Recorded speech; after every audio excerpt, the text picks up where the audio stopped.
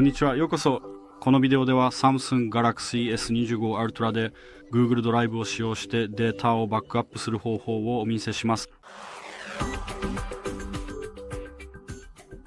バックアップを実行するには、まず設定に移動し、ここでスクロールダウンして、コンテンツバックアップが表示されるまで進み、そこをタップします。ご覧の通り、バックアップの Samsung Cloud バージョンまたは Google ドライブがあります。それでは押してください。Google ドライブ、バックアップを押します。手話、